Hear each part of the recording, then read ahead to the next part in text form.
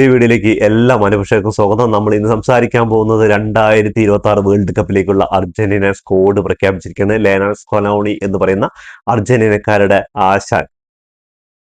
ഈ ഒരു നിമിഷം ഏകദേശം ഇന്ത്യൻ സമയം 3:30, ഈ സമയം 2 മണിക്ക്, ഞാനിപ്പോ വീഡിയോ ചെയ്യുന്നത് 3 മണിക്കാണ്. അപ്പോ കുറെ ദിവസത്തെ കാത്തിരിപ്പുകളാണ്. എന്താ പറഞ്ഞാല് ബ്രസീലിന്റെയും പോർച്ചുഗലിന്റെയും ഇംഗ്ലണ്ടിന്റെയും ജർമ്മനി അങ്ങനെ എല്ലാ ടീമുകളുടെ ഏകദേശം സ്ക്വാഡ് വന്നു കഴിഞ്ഞു. അപ്പോഴും സ്കലോണി ഇങ്ങനെ കാത്തു വെച്ചിരിക്കുകയാണ്. 28, 29 തീയതികളിലായിട്ട് സ്ക്വാഡ് അനൗൺസ് ചെയ്യുന്ന പറഞ്ഞിട്ട് ഈ നട്ടപ്പാതിരയ്ക്ക് അനൗൺസ് ചെയ്തിരിക്കുകയാണ്. ഇതേപോലെ തന്നെയാണ് ബ്രസീലിന്റെ ആ സ്ക്വാഡ് നിറയെ ഉണ്ടായിരുന്നത്. അങ്ങനെ അർജന്റീനയുടെ ആ ഒരു 26 അംഗ ടീമിനെ സ്കലോണി പ്രഖ്യാപിച്ചിരിക്കുന്നത്. അപ്പോൾ എന്താണ് ഇത്ര വൈകിയെന്ന് ചോദിച്ചു പത്രപ്രവർത്തകർ. ചോദിച്ച അതിന് വാർത്താ സമ്മേളനത്തിന് സ്കലോണി പറഞ്ഞ മറുപടി, സ്ക്വാഡിൽ ഒരുപാട് പേര് ഉൾക്കൊള്ളാനും ഒരുപാട് പേര് പുറത്തു പോകാനൊക്കെ ചാൻസ് ഉണ്ട്. അപ്പോൾ ഇവരുടെ കോച്ചിങ് സ്റ്റാഫുകൾ, അതേപോലെ തന്നെ ഇവരുടെ അസിസ്റ്റന്റ് കോച്ചുമാരുണ്ടല്ലോ, അവരെല്ലാവരും കൂടിയുള്ള ഒരു വാട്സപ്പ് ഗ്രൂപ്പിൽ ഇവരുടെ സെപ്പറേറ്റ് ആയിട്ടുള്ള ഒരു 26 അംഗ ടീമുകൾ എല്ലാവരും ഷെയർ ചെയ്തിട്ടുണ്ടായിരുന്നു. അതിൽ നിന്നിട്ട് ഏകദേശം 80% എല്ലാവരുടെയും സ്റ്റാർട്ടിംഗ് 11 അതേപോലെ തന്നെ ഈ ഒരു 26 അംഗ ടീമും ഒക്കെ ഏകദേശം കറക്റ്റാണ്.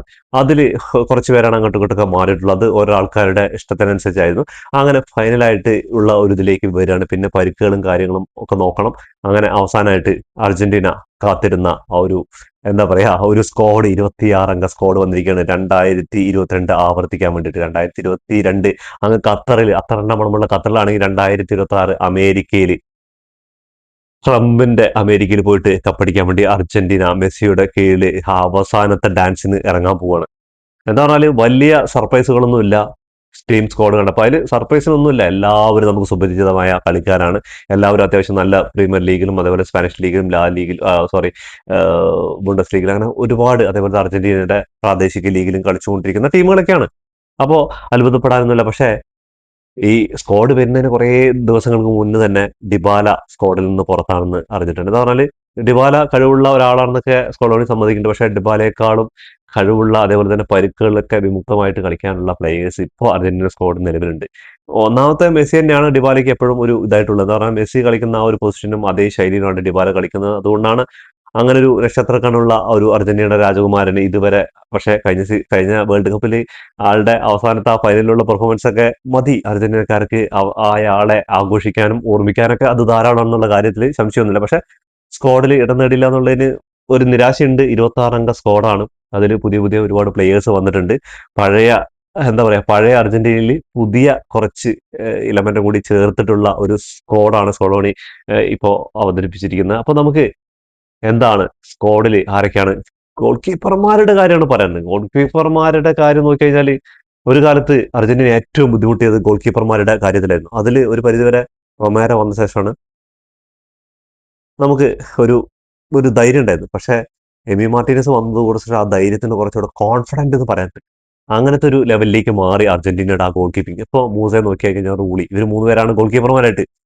എന്റെ പൊന്നു, 3 ആളും അറ്റ്ലറ്റിക് മഡ്രിഡിന്റെ മൂസ ഗംഭീര പെർഫോമൻസ് ആണ്. അതുപോലെ റോമയിൽ റൂളി ഗംഭീര പെർഫോമൻസ് ആണ്.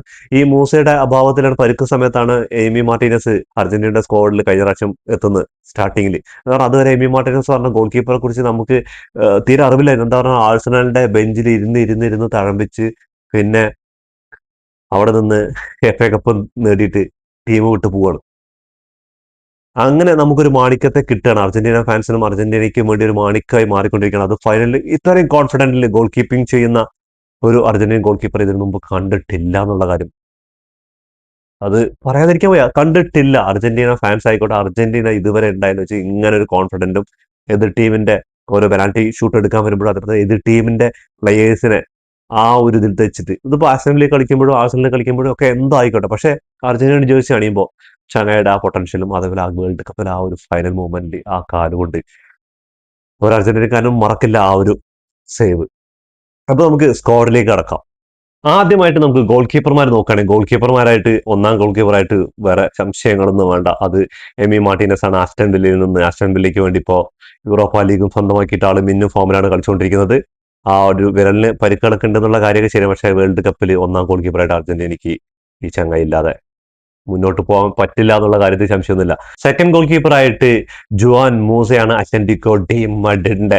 എന്താ പറഞ്ഞാൽ ഈ ചങ്ങായി അത്ലറ്റിക്കോ മഡ്രിഡിന്റെ ഫസ്റ്റ് ഗോൾ കീപ്പർക്ക് പരിക്കായപ്പോൾ സെക്കൻഡ് ഗോൾ കീപ്പറായിട്ട് വന്നിട്ട് ഈ സീസണിൽ ചാമ്പ്യൻസ് ലീഗിലും അതേപോലെ തന്നെ കോപ്പ ഡെൽറയിലൊക്കെ ബാഴ്സലോണയ്ക്കെതിരെ എന്താണ് ചെയ്തതെന്ന് നമുക്ക് എല്ലാവർക്കും അറിയാവുന്ന കാര്യമാണ്. അപ്പൊ എന്തായാലും ഈ മൂസയുടെ അഭാവത്തിലാണ് ചങ്ങായ നമ്മുടെ മാർട്ടിനസ് കഴിഞ്ഞ വേൾഡ് കപ്പിൽ ഒന്നാം ഗോൾ കീപ്പറായിട്ട് വരുന്നത്. മൂന്നാമത്തെ ഗോൾ കീപ്പറായിട്ട് റൂളിയാണ് ഒളിമ്പിക് മെർസലിൽ നിന്ന് വരുന്നത്. അങ്ങനെ 3 ഗോൾ കീപ്പർമാർ റെഡിയാണ്. ഒരു കാലത്ത് അർജന്റീനയ്ക്ക് ഏറ്റവും ശാപമായിട്ടിരുന്ന ഗോൾ കീപ്പർമാരായിരുന്നു. ഇപ്പോൾ ഗോൾ കീപ്പർമാർക്ക് ഏകദേശം 17 ഗോൾ കീപ്പർമാരിൽ നിന്നാണ് ഷോർട്ട് ലിസ്റ്റ് ചെയ്യാൻ സ്കോളോണിക്ക് വലിയ കാര്യങ്ങളൊന്നുമില്ല. പക്ഷെ എന്നാലും 17 ഗോൾ കീപ്പർമാരിൽ നിന്നാണ് ഷോർട്ട് ലിസ്റ്റ് ചെയ്തിരിക്കുന്നത്. അവർക്കും ഇനിയിപ്പോ ഇവർക്ക് ആർക്കെങ്കിലും ഒരു പരിക്കായി കഴിഞ്ഞാൽ ആ ഒരു 15 അംഗ ഗോൾ കീപ്പർമാരുണ്ട്. അതിൽ നിന്നാണ് ഒരു ഗോൾ കീപ്പർ വരേണ്ടത് ആലോചിക്കണം. അപ്പൊ അത്രയും ഗോൾ കീപ്പർമാർക്ക് താരനിബിഡമായിരിക്കും ഇപ്പൊ അർജന്റീന എന്ന് പറയുന്ന ഒരു രാജ്യം. അടുത്ത ഡിഫൻഡർമാരിലേക്ക് വരികയാണെങ്കിൽ ഡിഫൻഡർമാരിൽ കുറച്ച് പുതുമുഖങ്ങളൊക്കെ വന്നിട്ടുണ്ട്. ഒന്ന് ഒളിമ്പിക്സ് മെർസലിൽ നിന്ന് ബലേർഡി ഉണ്ട്.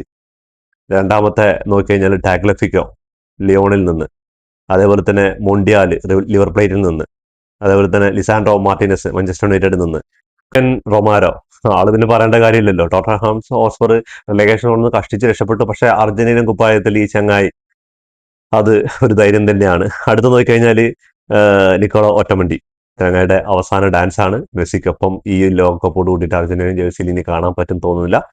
എന്താന്ന് പറഞ്ഞാൽ ഈ ചങ്ങായി എടുത്ത് പറയുകയാണെങ്കിൽ എനിക്ക് തീരെ അർജന്റീന സ്കോഡ് തന്നെ തീരെ ഇഷ്ടപ്പെടാത്തൊരു പ്ലെയർ ആയിരുന്നു മുൻപ് ഈ ചങ്ങായിയുടെ തുടക്കം. പക്ഷെ പിന്നീട് പക്വതകളും കാര്യങ്ങളൊക്കെ ആയിട്ട് കാര്യപ്രാപ്തിയൊക്കെ ആയിട്ട് എന്താ പറയാ വല്ലാത്തൊരു ഇഷ്ടം കൂടി വന്നാണ് ഈ ചങ്ങായിട്ട്. അതേപോലെ തന്നെ ആള് ബെൻഫിക്കയ്ക്ക് വേണ്ടി കളിക്കുന്നതാണ്. പിന്നെ അടുത്തൊരു ഡിഫൻഡർ ആയിട്ട് ഫാക്കുണ്ടോ മഡീന ഒളിമ്പിക് മെർസലിൽ നിന്ന് വരുന്നതാണ്. അതേപോലെ തന്നെ മൊളീനോ ഉണ്ട് അറ്റ്ലറ്റിക്കോ മഡ്രിഡിന് വേണ്ടിയിട്ട് ഈ സീസണിൽ വെട്ടിയുണ്ട ഷോട്ടുകളാണ് ചങ്ങായി. അർജന്റീനയ്ക്ക് വേണ്ടിയിട്ടൊന്നും കണ്ടിട്ടില്ല ഇങ്ങനെ സാധനങ്ങൾ. ഇപ്പോ സിമിയോണിയുടെ കീഴിൽ വെട്ടിയുണ്ട പോലത്തെ സാധനങ്ങൾ, റോക്കറ്റ് ഷോട്ടുകൾ അങ്ങനെ പായിക്കാൻ വേണ്ടിയിട്ട് അർജന്റീനയ്ക്ക് ഒരു വജ്രായുധമുണ്ട് എന്നുള്ളത് നമ്മൾ മനസ്സിലാക്കേണ്ടതാണ്. അതേപോലെ മിഡ്ഫീൽഡർമാരിൽ നോക്കുകയാണെങ്കിൽ ലിസാൻഡ്രോ പാരഡൈസ് ആണ് ബോക്ക ജൂനിയേഴ്സിൽ നിന്ന്, അതേപോലെ തന്നെ ഡീപോൾ ഇന്റർ മിയാമിയിൽ നിന്ന്, അതേപോലെ തന്നെ ബാർക്കോ സ്റ്റാർബഗ് എന്ന ക്ലബിൽ നിന്ന് വരുന്നുണ്ട്. അതേപോലെ തന്നെ സെൽസോ റിയൽ ബാറ്റിസിൽ നിന്ന് വരുന്നുണ്ട്, ലാലിഗയിൽ കളിക്കുന്നതാണ്. അതേപോലെ തന്നെ ബയൺ ലെവർകുസനിൽ നിന്ന് പലാസിയോസ് ഉണ്ട്. അതേപോലെ തന്നെ മാക്കാലിസ്റ്റർ ലിവർപൂളിൽ നിന്ന്, എൻസോ ഫെർണാണ്ടസ് ചെൽസിയിൽ നിന്ന്. അപ്പൊ മിഡ്ഫീൽഡർമാര് ഒന്ന് രണ്ട് മിഡ്ഫീൽഡർ പുതിയ എന്താ പറയുക കഴിഞ്ഞ സീസണിലാണ് നമ്മൾ മാക്കാലിസ്റ്ററിനെയും അതേപോലെ എൻസോ ഫെർണാണ്ടസിനെ കാണാൻ പറ്റുന്നത്. എന്താ പറഞ്ഞാൽ അവിടെ കഴിഞ്ഞ വേൾഡ് കപ്പിൽ ലെസൽസോയ്ക്ക് പരിക്കായ ഒരൊറ്റ കാരണം കൊണ്ടാണ് ഈ മാക്കാലിസ്റ്ററും ഏകദേശം എൻസോ ഫെർണാണ്ടസ് ഒക്കെ സ്റ്റാർട്ടിംഗ് ലെവലിൽ ഇടം പിടിക്കുന്നത്. പിന്നെ അർജന്റീനയ്ക്ക് എന്താണ് അവർ കൊടുത്ത സംഭാവനകൾ നമുക്കറിയാവുന്ന കാര്യങ്ങളാണ്. അപ്പോൾ മിഡ്ഫീൽഡർമാരിൽ ഇതൊക്കെയാണ്. അപ്പോൾ ഫോർവേഡ്സ് നോക്കി കഴിഞ്ഞാൽ ഗൂലിയാൻ ആൽവാരസ് അറ്റ്ലറ്റികോ മഡ്രിഡിന് വേണ്ടിയിട്ട് തുടക്കം ഗംഭീരാക്കി, പിന്നെ ഇടയ്ക്കൊന്നും വാങ്ങി വീണ്ടും ഫോമിൽ കളിച്ചുകൊണ്ടിരിക്കുമ്പോൾ ബാഴ്സലോണ പുറകിൽ തന്നെ 100 മില്യൺ കൊടുത്ത് ഏകദേശം ചിലപ്പോൾ ഇന്നോ നാളെ ആയിട്ട് ചിലപ്പോൾ ഒരു ഡീലിൽ എത്തുന്നുള്ള കാര്യം സംശയമില്ല. അറ്റ്ലറ്റികോ മഡ്രിഡ് 150 മില്യൺ ഒക്കെ ചോദിക്കുന്നുണ്ട്. എന്താന്ന് പറഞ്ഞാൽ വർഷങ്ങൾക്ക് മുമ്പ് സിറ്റി 20 മില്യൺ ഓഫർ ചെയ്തപ്പോൾ ബാഴ്സലോണ ചെയ്തത് പറഞ്ഞാൽ 55 മില്യൺ ഫെറാൻ ടോർസിന് പോയി സൈൻ ചെയ്തു. ഇന്ന് ആ 20 മില്യണ് വില എന്താന്ന് മനസ്സിലാക്കി കൊടുത്തിട്ടുണ്ട്. എന്താ പറയുക മാർക്കറ്റ് വാല്യൂ 90 മില്യൺ ആണ് ഇപ്പോൾ ഗുലിയാൻ ആൽവാരസിന്റെ. ബാഴ്സയ്ക്ക് അനിവാര്യമായ ഒരു സ്ട്രൈക്കർ തന്നെയാണ്. ആളും ബാഴ്സയെ കളിക്കാൻ ആഗ്രഹിക്കുന്നുണ്ട്. അങ്ങനെ അടുത്ത ഫോർവേഡ് എന്ന് നോക്കിക്കഴിഞ്ഞാൽ നിക്കോ ഗോൺസാലസ് ആണ് അറ്റ്ലറ്റിക്കോ മഡ്രിഡിൽ നിന്ന്. ആള് സിമിയോണിന്റെ കീഴിൽ ഗംഭീര പെർഫോമൻസ് ആണ്. ചില കാര്യങ്ങളിൽ നോക്കുമ്പോൾ ആ ഡീമറയുടെ എന്താ പറയാ ഒരു പകുതി വരെ എത്താൻ പറ്റുന്നില്ല എന്നുള്ളൊരു സങ്കടം തന്നെയുള്ളൂ. ആള് ഡിഫൻസിലും കാര്യങ്ങളൊക്കെ ആയിട്ട് ഭയങ്കരമായിട്ട് ഫൈറ്റ് ചെയ്യും. പക്ഷെ എവിടേക്കോ നമ്മൾ ഫിനിഷിങ്ങിൽ വരുന്ന സമയത്ത് എവിടേക്കോ ആൾക്ക് ഡിസിഷൻ മേക്ക് ചെയ്യാൻ ഭയങ്കരമായിട്ട് മിസ്റ്റേക്ക് പറ്റുന്ന ഒരു പ്ലെയർ ആണ്. അടുത്ത നോക്കുകയാണെങ്കിൽ തിയാഗോ അൽമാഡ അറ്റ്ലറ്റിക്കോ മഡ്രിഡിൽ നിന്നും അതേപോലെ തന്നെ ഒളിമ്പിക്സിൽ നിന്നും ഒരുവിധം പ്ലേയേഴ്സ് ഒക്കെ ഇപ്പോൾ വന്നിട്ടുള്ളത്. നോക്കിക്കഴിഞ്ഞാൽ തിയാഗോ അൽമാഡ അറ്റ്ലറ്റിക്കോ മഡ്രിഡിൽ നിന്ന്, ഗുലിയാനോ സിമിയോണി അത് അറ്റ്ലറ്റിക്കോ മഡ്രിഡിൽ നിന്ന്, നിക്കോപാസ് കോമോ ചരിത്രം എഴുതിക്കൊണ്ടിരിക്കുകയാണ് ഫാബ്രിഗാസിന്റെ കീഴിൽ. അപ്പോൾ അതിൽ ഒരു മെയിൻ ഇമ്പാക്ട് ഉണ്ടാകുന്ന ഒരു പ്ലെയർ ആണ്. അതേപോലെ തന്നെ ജോസ് ലോപ്പസ് പാൽമരസിൽ നിന്ന്, അതേപോലെ തന്നെ ലിസാൻഡ്രോ മാർട്ടിനസ് ഇന്റർ മിലാനിൽ നിന്ന്.